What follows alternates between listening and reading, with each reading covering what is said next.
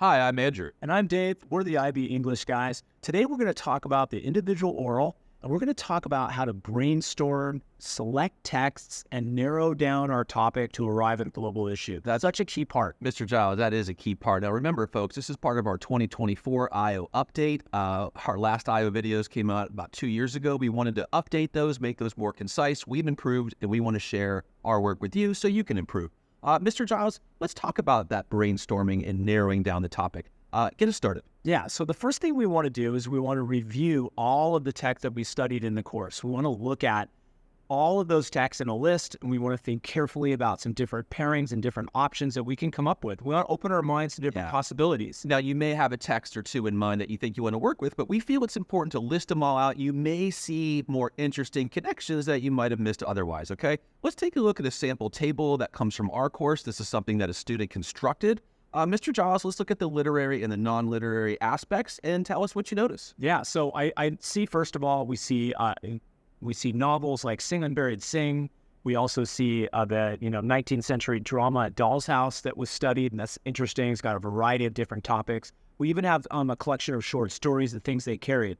What else do we see in the literary? Well, we know that we've done the poetry of Mary Oliver as well. That allows people to think about nature, maybe some more uplifting and positive global issue statements. And we also have some essays, prose nonfiction from Henry David Thoreau, which are quite meaty and might provide a great avenue for exploration as well. Yeah. How about the non-literary side? What do we see? Yeah, non-literary, we really strive to have a whole variety of different bodies of work. We have advertisements, a lot of rich ad campaigns that came out of that unit. And this is, again, something that students can use. Remember, the text that we select must come from our course. It has to be taught. Guys, you can't just go off and pull a one-offer on your own. Again, this is critical. This is within the spirit of the IB. We can't be breaking rules. We must be using taught text, okay? Also on the non-literary side, I see we have a local opinion writer that we focused on here. Perhaps you have something from your local context that explores something on a global scale. What else do we see on that side? Films. We see documentary films, two different documentary films. We also have feature films, Parasite and Saving Private Ryan. So we've got a variety of different films to use. We like films. Lastly, we love the political cartoons. We offer our students a massive menu of political cartoonists from our choice board, but we also really focus on Liza Donnelly. And I believe that's kind of where the student has ended here, Giles. Can we look at step 2 and see what the student did next? Good. So then we need to select 2 texts that we're going to work with. So we're thinking about this particular student decided to choose A Doll's House. Again, a widely taught play and a great play to explore global issues. And they looked at Liza Donnelly cartoons. Yeah, now once they've sort of isolated those 2 texts, it's time to look at the themes, the concepts, the United Nations Sustainable Development Goals. However your course is being organized, it's time to look at the meat of these texts now and see if we can get to some really interesting ideas. What do we notice that our student was exploring with respect to A Doll's House? Yeah, we see a whole variety of topics here. We see societal and gender expectations, so important, not just for Nora, the character, but also for Torvald, the male and female. But we also see parental influence and how this is a topic and an issue that comes up in that play.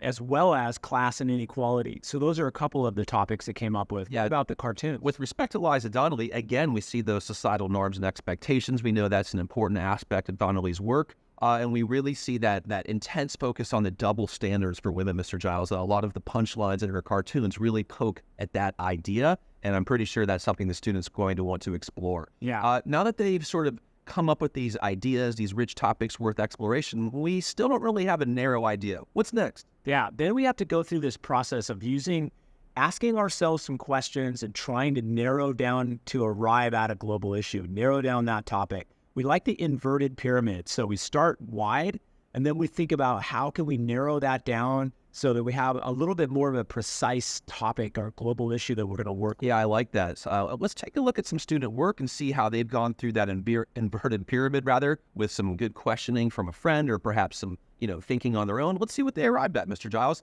I noticed that they started with the field of inquiry of culture, identity, and community. So that's kind of where they want to start.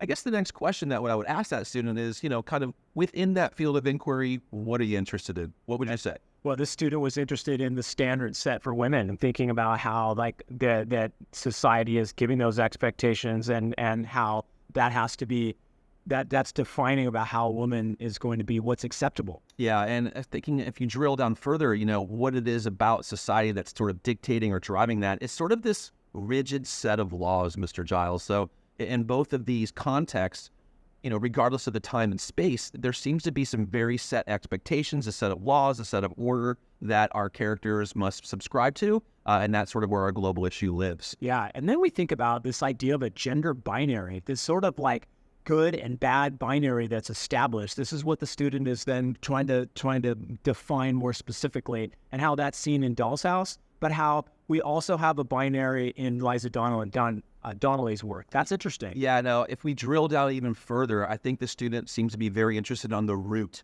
of these problems, and then kind of thinking about the implications of these problems, right? So we're starting to see this little cause and effect relationship develop. So we're thinking about how the root of these problems sort of transcends culture and transcends context. It's prevalent. It truly is a global issue. Yeah, it's gender inequality and how women are perceived through this binary lens about what's good or what's bad, regardless of culture. So that's how the student started broad and narrowed it down. Let's look at one more example, shall we? Okay, now let's look at the second student example where we see a different topic and a different two texts. This is where a student is going to be looking at Oryx and Crake, and they're going to be looking at Parasite. Ooh, I love both of those texts. Students did as well. It looks like this time, Giles, the student started with Politics, Power, and Justice, which does make sense for both of these works, literary and non-literary.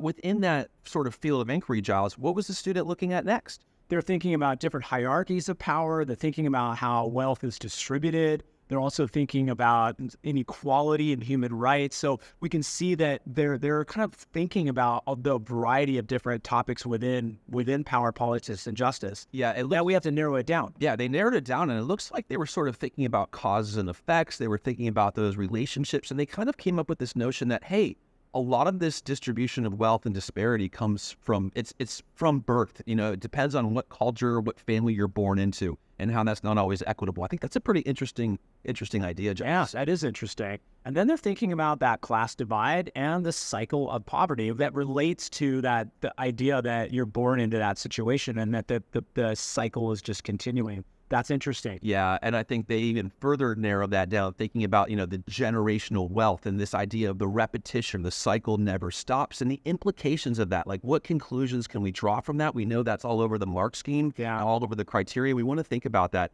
And in the end, Giles, kind of where do they come to? Well, they're thinking about wealth disparity and how that sort of stacks the odds against the lower class, and it traps them in a cycle of poverty. I like the repeatable phrases we have here. Yeah. Of generational wealth, cycle of poverty, and this is, again, a massive global issue. We know that is, and that's something the student is going to use to drive their very successful I.O. Well said. Now, in the end, the inverted pyramid has taken us very far. Come on back for our next video. We'll talk about the importance of wordsmithing and really articulating that global issue in a narrow, focused, and precise and concise way.